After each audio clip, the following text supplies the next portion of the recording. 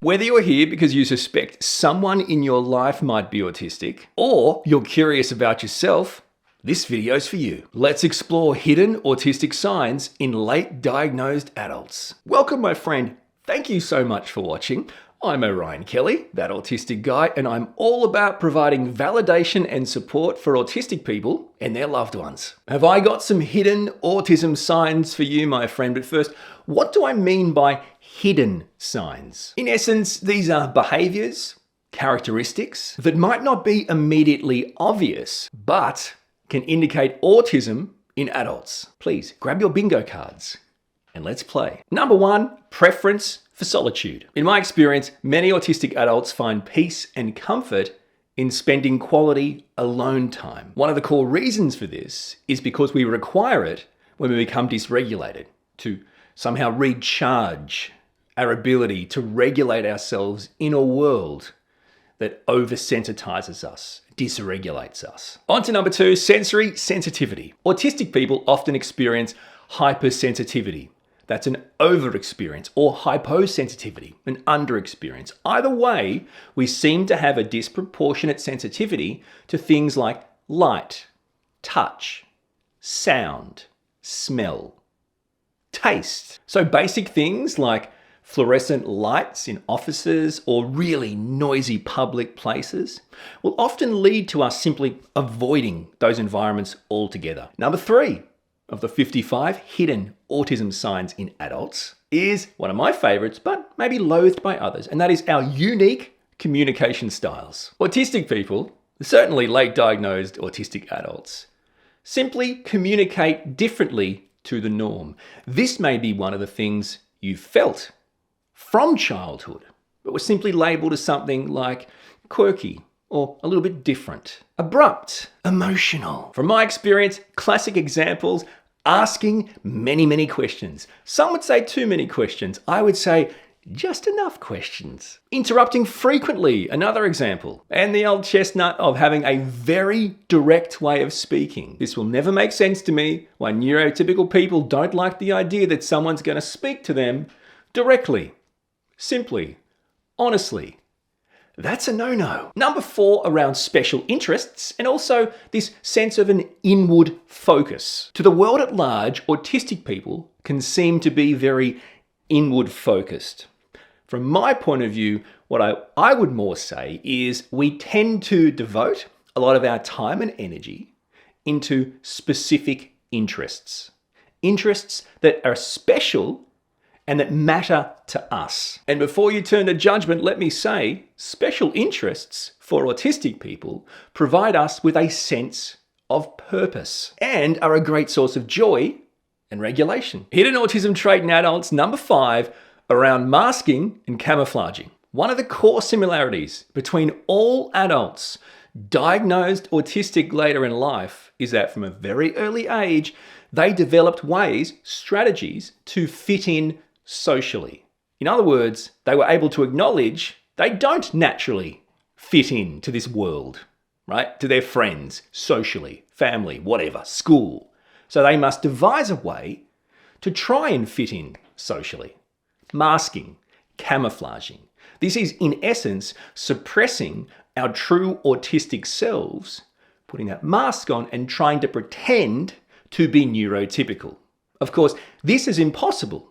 You can't ask a neurotypical brain to be autistic, and you can't ask an autistic brain to be neurotypical. Just like you can't ask a Mac to be a PC. Number six is around emotional regulation challenges. Emotional regulation, even just identifying and processing them, alexithymia, is a real challenge for autistic people. Now, this can manifest in many different ways. It could manifest in intense emotional feelings and outbursts. It can also manifest in an inability to convey any sense of emotion, even though you are feeling it deeply inside. This isn't about us being overly emotional or emotionless robots. It's actually about the different ways our autistic brain processes emotions and feelings. Hidden autism trait number 7 is a difficulty with change, a reliance on routine. Yes, not just kids, Autistic adults struggle with making changes to their daily routine. We often rely on very strict, structured, daily schedules. Why? Many reasons. It can manage our anxiety. It can help us to maintain regulation. It can provide us with comfort, with a sense of control in a world that seeks to dysregulate us. Number 8, literal thinking. Autistic adults can take things very literally. We look at things in a literal, logical, black and white, concrete, some would say rigid way. Why is that? Our logical brain is in essence more developed, larger, stronger than our emotional part of our brain. But hidden autism trait in adults, number 9, I've always found really fascinating, and that is our attention to detail. I get called a real stickler. So this isn't just about rules and law and justice, but in a way, this is part of the attention to detail. We like to know the inner workings, the minutiae of life, the things people tell us to not get hooked on. Some think this is just a really horrible trait. I think it's a really positive characteristic of being an autistic adult. Why? Well, think about it. In the adult world, in the workplace world, or the friends or the family, to pick up on small details, on small things that can become big problems, to pick up on those early, that is a benefit, right? I honestly have no idea why, but neurotypical people overlook just about everything. I don't know how they get through life. Seriously. Neurotypical people seem to be just swanning through life. Like everything will just happen and it's all going to be fine, and let's not bother about looking at all the little things. And it's like, what is wrong with you people? Number 10, let's talk about hyperfocus and flow state. So I think hyperfocus is pretty self-explanatory, but it's basically where an autistic adult can become intensely absorbed in an activity or a subject, something I can relate to. In other words, we become deeply passionate about something. Now, this can manifest in high productivity and high creativity because we get into this flow state of hyperfocus. Conversely, it often results in us neglecting our responsibilities and personal needs. Hidden autism trait in adults, number 11, is around a difficulty in reading social cues. Communication and interaction challenges are core autism diagnostic material. That's not hidden, Orion. Okay, but let's actually talk about the nuances of how it could be viewed as hidden in an undiagnosed autistic adult. Struggling to interpret body language, facial expressions, facial cues, non-verbal cues, verbal cues, tone of voice, just some of the many challenges we have around social cues. But number 12 is borderline stereotypical, borderline caricature, but it doesn't mean it's not present in some, if not many, undiagnosed autistic adults, and that is a monotone voice. Some autistic adults tend to speak in a monotone voice. What does that mean? Well, it's subjective, but some would say it sounds like you lack emotion or you lack interest. Some would say, are you bored? Important to note that this is just a speech pattern that's a natural part of that particular autistic person. It absolutely, well, for the most part, doesn't reflect our feelings and level of engagement. But hidden autism trait in adults, number 13, is one of my favorites. I like having this. It's a sense of fairness and justice, but not just a sense, a bloody strong sense. This strong sense of fairness, of justice, of right and wrong, in my experience, seems to breed... Is that a cheese? I wouldn't mind some cheese. Cheese is good. The problem is I'll get bloated and feel yuck later. But I really want to eat some now. What was I talking about? Oh yeah, I think I was saying something like the sense of justice and fairness seems to be quite common in autistic adults. I'm just going to go with that. Number 14, about clumsiness, or maybe better put, coordination challenges. Some autistic adults, like me, definitely experience this sense of clumsiness, this sense of motor skill, motor coordination challenges. Some people talk about things like dyspraxia and whatever it is. It's like, the way I try to explain it to people is it's like, you know how people can tend to have a sense of where they are in time and space? I don't have that sense.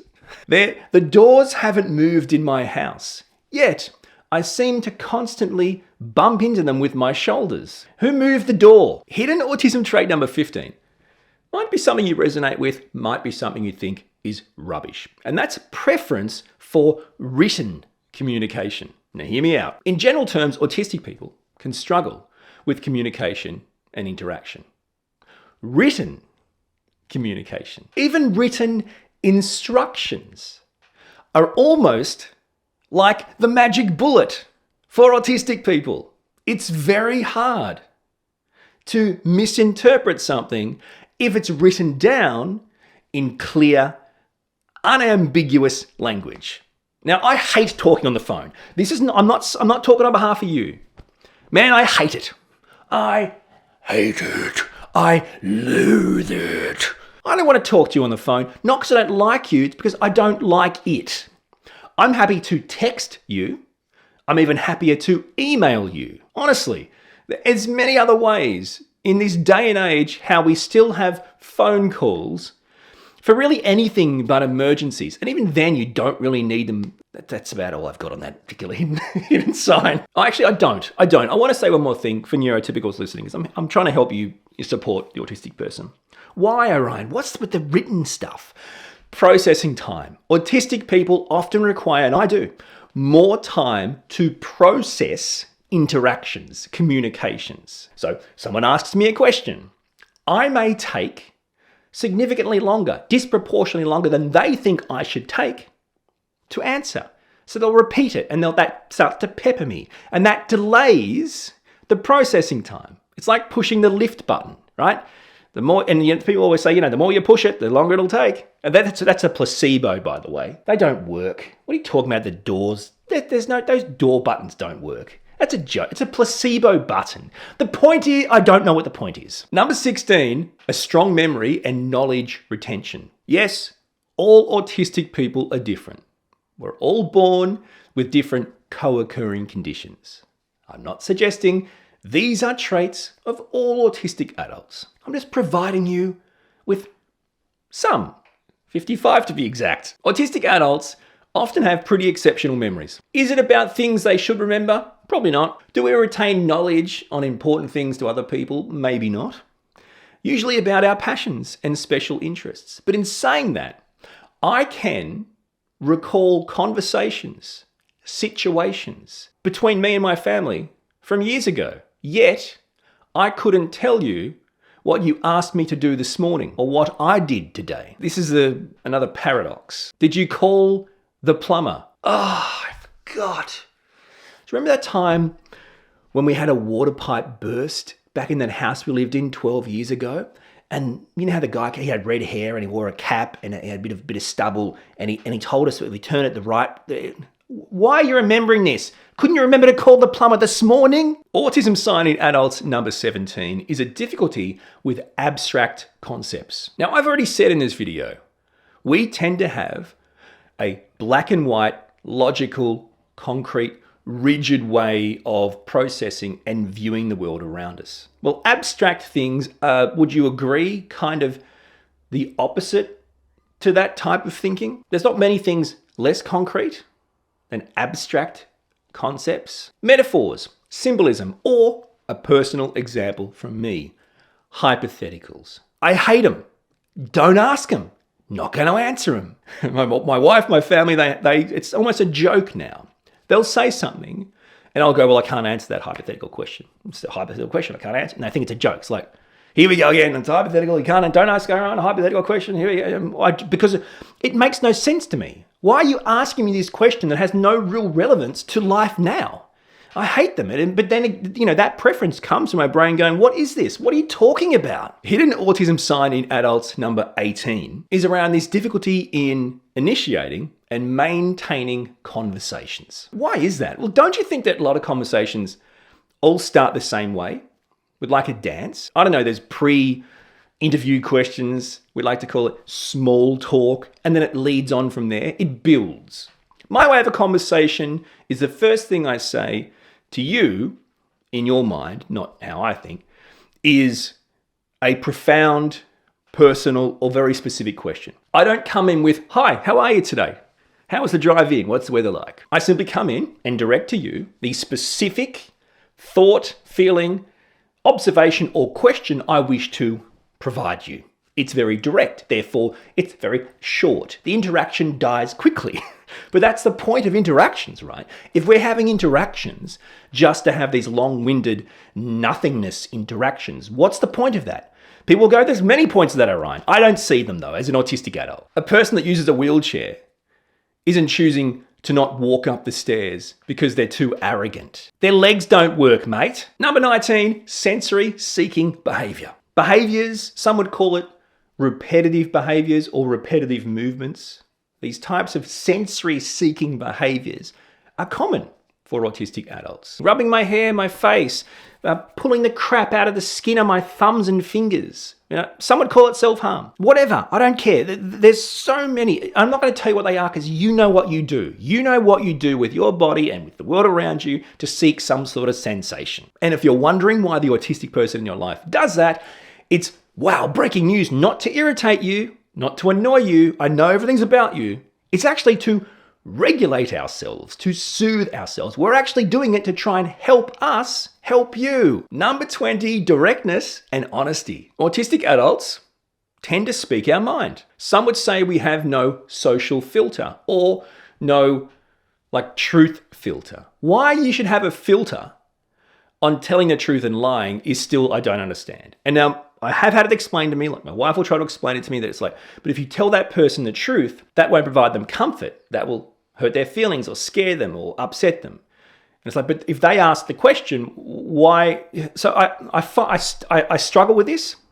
But again, it's not about hurting people's feelings. It's about we are, as a natural person, being autistic, direct and honest. Why is this a flaw? You can say we're blunt or lack tact. Lack tact. Is that right? Tactless or rude or whatever. I would say we're sincere, trustworthy, genuine, authentic. And by the way, that's pretty much the definition of authenticity. If you actually say what you believe, if you actually speak the truth, you actually believe what you're saying, you're authentic. So basically 99% of neurotypical people that say they're authentic are actually frauds. Hidden autism sign number 21 is a difficulty with hierarchies. This can be social hierarchies. It can be just general hierarchies of life. As autistic people, it may not, in all circumstances, be apparent or even obvious to us the structure in the particular hierarchy we've entered into. Like you might go to a social situation, of friends, family, work. Other people might automatically read it. Okay, I see the structure here. I see who's in charge, right? Autistic people, my experience, no. That's very hard to work out. Don't even start me on social status. Oh, sorry, you want me to understand the subtleties of social status, of societal hierarchies? What in the world are you talking about? And yes, I guess you could say as like a sub-sign to this is maybe we are etiquette breachers. Like autistic people, we breach etiquette. We don't understand social boundaries. Hidden autism sign in adults number 22 is around high levels of anxiety. There's many reasons around why autistic adults experience high levels of anxiety on a daily basis. We've talked about a lot of the issues. Simple social interactions, sensory overload, changes to routine, anything really in the world around us that's going to seek to dysregulate us. Number 23, exceptional long-term memory. Some autistic adults have really exceptional long-term memory, often around facts, detailed information, things that other people might not find valuable or academically can be quite valuable. Now, this can be to the detriment of short-term memory. Number 24 is a strong preference for familiarity. That didn't sound right. Familiarity.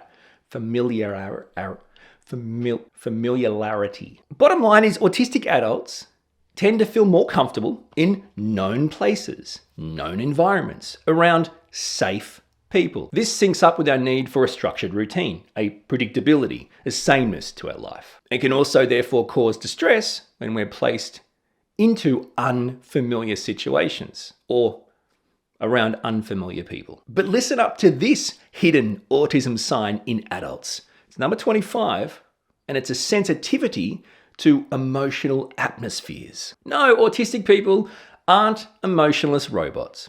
We simply process and convey our emotions and feelings differently. In fact, in my experience, I find as an autistic adult, I can be highly sensitive to emotional atmospheres, the emotions of others. Frankly, it can be really overwhelming, especially in like really negative environments or highly charged emotional situations. Number 26, a strong need for predictability. As autistic people, we tend to thrive in environments that we can predict, that we're comfortable in. If we know what to expect based on experiencing it before or having a routine, a structure, something put in place, it's going to allow us to remain regulated. Number 27 is intense expertise and interests. What that basically means is, as autistic people, when we have intense interests, real passions, we actually get to the point where it can develop into an actual expertise on the subject or the topic. Now, I don't mean like going to university and getting a degree or something. I mean real school, life, right? So these interests actually turn into this intense expertise on a particular topic or subject or activity. Hidden autism sign in adults, number 28, is around eye contact. A difficulty with eye contact. This is something that I'm not here to explain why. I'm just here to say it's a thing, guys. The level of regulation, I think, correlates with the level of eye contact that an autistic person is capable of. That means when we're more dysregulated or agitated, this is not something we're going to be able to do.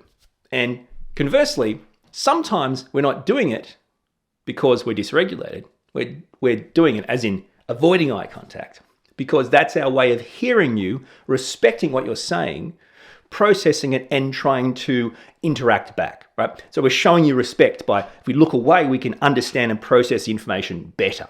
We're looking at you, that the brain's doing that. So it's not really looking. We're looking at you, talk, but there's nothing happening, right? So it's actually, both ways are quite respectful ways. Number 29, literal honesty. There's so many ways of communicating. There's so many ways of telling the truth. Have you ever heard of neurotypicals talking about sugarcoating things or lying because it's good? I guess the best way to put it is autistic people often just say it as they see it. Okay, so to them, to me, it's not only the truth, it's fact. The way I see this is this. Now you could argue, yes, but I see it very differently. And you can. See, many things in life are subjective. That's the problem with half the communication issues. Hidden sign number 30 is a resistance to being touched. Now this goes back to a few things. Firstly, it can go back to a sensory sensitivity. Like I said, some people are real averse to smells, sounds, light. Others, touch. Some autistic people have a hypersensitivity specifically to touch. This might manifest in not being able to wear particular types of clothing or cutting tags off or not wanting to hug or hold hands or kiss on the cheek or anything of that matter. Right? So that's the one thing. The other thing is too, I find personally, when I'm dysregulated, again, autistic people are trying to stay regulated, but with a brain that tells them this is all dysregulating. It's an autistic brain. When I'm dysregulated, I have a real hypersensitivity to touch that I don't usually experience when I'm at peace or regulated. So there's many different factors leading into this. Regardless though, it's not uncommon for autistic adults at one time or another to have this sensitivity, this resistance to touch. Number 31, hyperlexia. Just talking in general terms, but hyperlexia is basically this ability to read at an early age. Now, it's important to understand if you have an ability to read at an unusually early age, that means you're a kid. Okay, but you wouldn't believe this. All adults were once kids. Can you remember? Now, here's the other thing. Sure, you may be some sort of like reading whiz, but did you actually understand the words you were reading? Not usually. abstract concepts, the story, the meaning behind the words, what was happening. Sure, you were reading them, like, wow, this kid's crazy. They can read this book. They can read these words. Yeah, but you tell me what you just read. How would you explain that story or that to me? I don't know. Hidden sign number 32 is a strong moral compass. Now, I've talked about this strong sense of justice, of fairness, and let's add to that this strong moral compass. Because when we talk about what's right and what's wrong, you probably know that there's many ways of judging what's right and wrong. Is it right and wrong legally? Is it right and wrong morally? No, it's not. Okay, what about this? Is this right or wrong legally? No, it's it's totally legal to do that. Really? It's legal to do that? Because morally, it doesn't seem very right to me. And that is a paradox of autistic people as well. Trying to juggle the moral compass and the fairness or justice scales. Number 33 is around distinctive learning styles. Autistic adults often have very different or unique ways of learning. Some might need to be more hands-on to get something. Some may need more visual aids for it to sink in. Others may need to hear it over and over and over. Either way, at some point you've realized that going through life, through school, and whatever else you've tried to learn or study since then, when you looked around, what worked for you wasn't something that others were being taught. In other words, what works for you isn't often what works for neurotypical people or isn't what's taught to neurotypical people. The problem with that is autistic kids and autistic adults learn and study in neurotypical environments when they don't actually really care about how autistic people can learn differently. But number 34, the hidden sign of autism in adults, is one of my favorites, a difficulty with small talk. I've talked about this, ironically, quite a lot. So let's just say it and move on. You know what it is, you know why it's stupid, and you know why this dance neurotypicals try to do that they seem to do really well is so bloody hard for us. What's the purpose? It lacks any purpose. It lacks any depth. It lacks any meaning. So why am I part of this? Could you direct me towards the substantive discussions, please? Number 35, a strong visual memory. Some autistic adults have a really strong visual memory, which allows them to recall information about scenes, objects, places. I'm talking detailed information with high accuracy. But hidden autism sign in adults number 36 could be the ultimate irony, and that is a tendency to monologue. Yeah, we like to talk at length about topics. We get passionate, long-winded, some would say. We rant.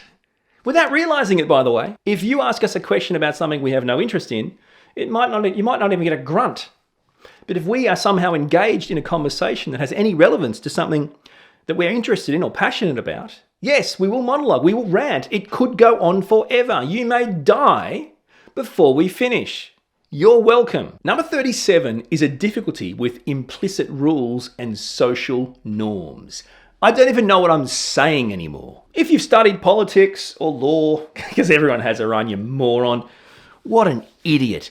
If you've heard about politics and stuff, you've probably heard about things called conventions, not things you go to, Comic-Con or whatever. I'm talking about unwritten rules. Things that society is actually run on, but believe it or not, aren't actually enshrined in anything. They're not enshrined in a document or anything. What do you mean? What do you mean this is how the country runs? It's an unwritten rule the country runs like this? What are you talking about? Whether it's social norms, these conventions, these unwritten rules, whatever you want to call them, this really leads to a lot of misunderstandings for autistic adults. How about this hidden autism trait in adults, number 38, enhanced pattern recognition. I feel like I'm like an app update description. Some autistic adults can actually remember patterns in data, the environment, even patterns in behavior. And we can do this at sometimes a higher level, a more effective level than our neurotypical peers. I love this characteristic, by the way. It's one of my favorite things. I love to look at the patterns of numbers, the patterns of behaviors and things. It's fascinating. Number 39 is a difficulty with time management. Good example. I started recording this video 3 years ago. That's not true. But it has been quite a while. This is a great example, by the way. We can struggle estimating how long tasks will take. For example, I thought I could record this video in a particular window before I had to go to an appointment. I've got to leave for the appointment in like 5 minutes. And this is, what are we up to? 39 of 55. So if I look different in the next portion of this video, you know why now. Hidden autism sign in adults number 40 is a low tolerance for ambiguity. Yeah, and I don't mean your long-lost school friend, Amber. Guity. What a weird surname. Yep, not that one. Autistic people simply prefer clear, concise, unambiguous, black and white, straightforward communication. Personally, I thrive on well-defined expectations and straightforward, explicit, completely unambiguous communication. Number 41 is a strong need for autonomy, freedom, a sense of control. Autistic adults crave autonomy, control, a sense of being the boss of our lives. And why is that? Well, everyone wants that. But remember, when we don't have control of the world we live in, because we don't, and we've got a neurotypical world, autistic brain, anything that we can have control over, that we can be the boss of, provides us with not only a sense of regulation, but it minimizes anxiety. But sign number 42 is one of my favorites. It's a hyper-focus on justice and fairness. Yes, I get this a lot. Wow, you are a real stickler, aren't you, mate? You like to know the rules and you let people know if this is not the rule, you can't do this or you can't do that. My autistic son does the same thing, drives me nuts, which is funny. The paradox of being autistic with an autistic kid. Bottom line is we, as autistic adults, seem to have a heightened sense of right or wrong. And it's this hyper-focus. So I know we've talked about we have this sense of right or wrong, just or unjust, fair, unfair. But I'm saying the hyper-focus we have to fairness and justice leads us to advocate. We decide to advocate to right or wrong, whether it's for someone that has any relevance to us or it's completely irrelevant to our lives. Sign number 43, a difficulty with ambiguous instructions. We've talked about our way of communicating and wanting to be communicated with. There's no difference with instructions.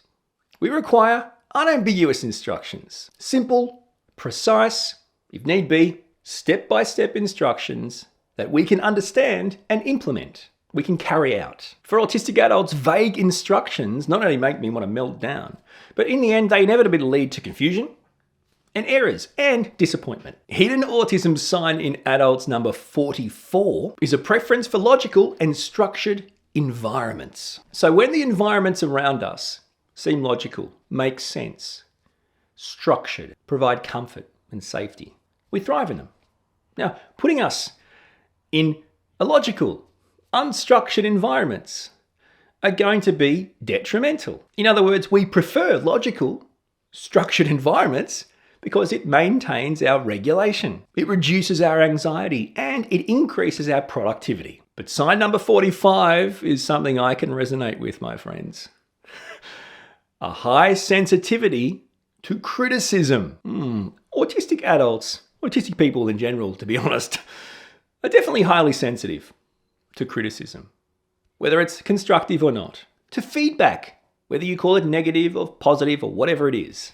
This is the kind of stuff that the autistic brain struggles with. Why is that? Well, think about it from our point of view. If we are born with a different brain that put us in a position from birth where as we go through life, we realize we aren't like everyone else, we don't fit in, as a rule, we're rejected for our differences.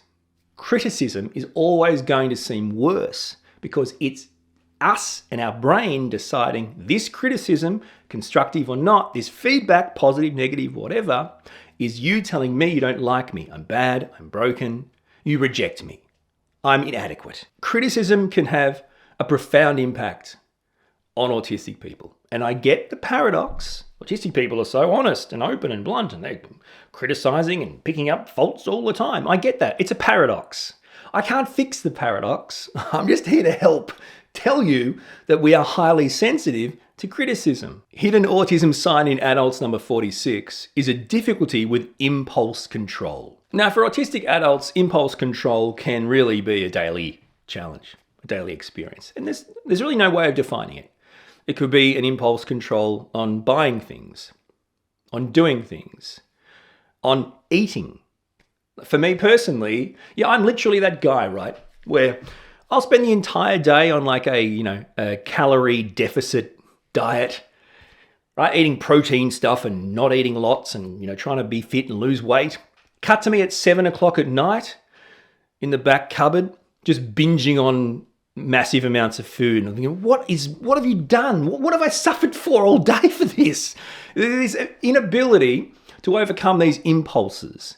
And now, this isn't part of this video, but then you can start to think about, okay, so addictions, how are they prevalent with autistic people? Some have an impulse control with their immediate reactions to things. Also, it could be manifested in desires.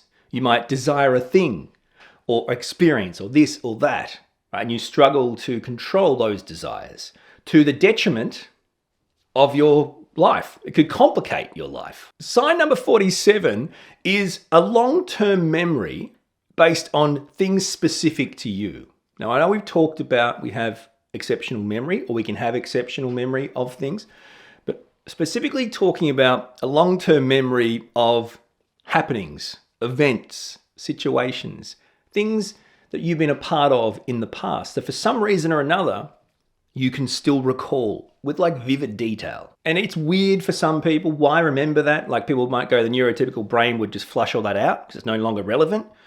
But for us, it's important to remember that song, right? Or that person or that thing. I don't know. We don't forget it. Nothing's flushing it out. Number 48 is a difficulty interpreting figurative language. I always say that and think I did it too fast. Figurative. That was worse. Figurative. You know what? You figure it yourself, mate. You say it, champ.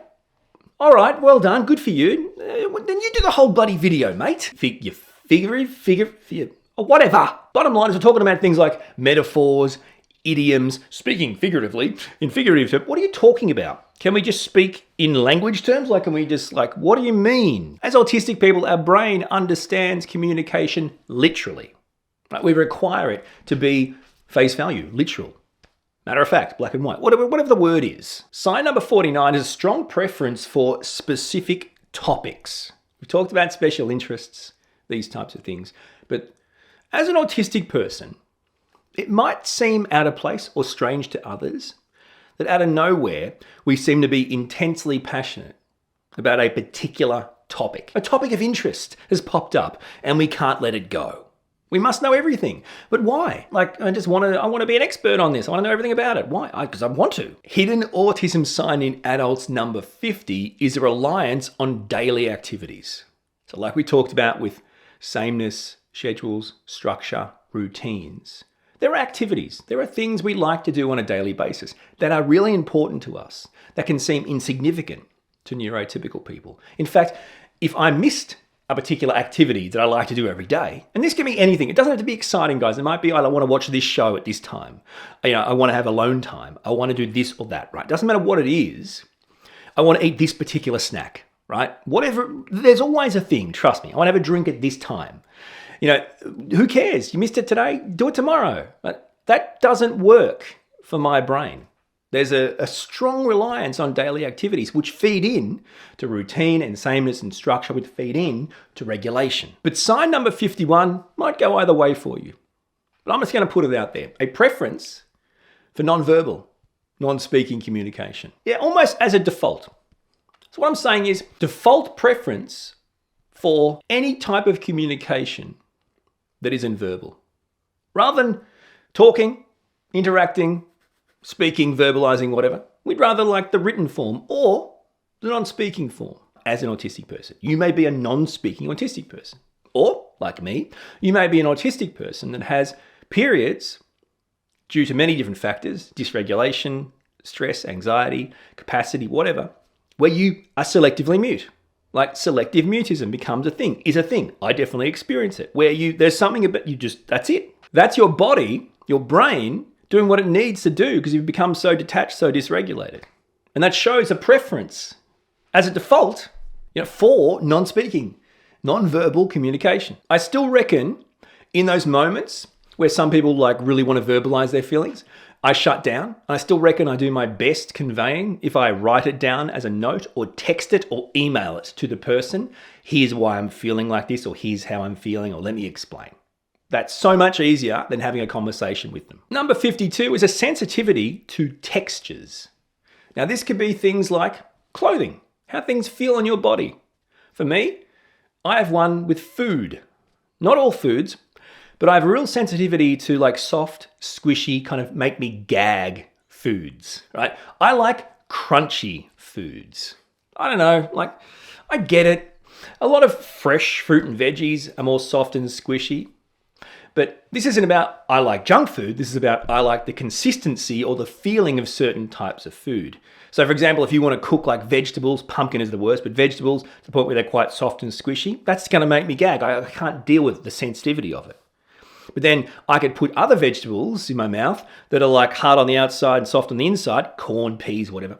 And I can't take the shell that comes off anyway, it's a whole thing. This is my life. Number 53, a difficulty with multi-step instructions. We talked before about ambiguous communication, ambiguous instructions. For me, if I order something I've got to put together and you get the instructions out and it's pages and pages and pages, my brain automatically just goes, whoa, I'm out. It shuts down. I'm so overwhelmed because my brain can't say, just look at number one. No. I've got to factor in every single step. I can't stop. I just give up. Right? If I could just do it one by one, if I could work out a way, maybe it'd be better, but I still struggle. And by the way, most of these instructions get out of boxes. You want to talk about ambiguous. Some of them don't even make sense, and they couldn't be more ambiguous. If there's instructions that aren't clearly outlined, autistic adults are going to struggle. Sign number 54 is a preference for solo activities. You could refer to this as alone time, although I think that's different. But we obviously have a preference for alone time. And a lot of neurotypical adults, whether it's your partner or your family or whatever, might kind of judge that or resent that. Well, why don't I get my me time?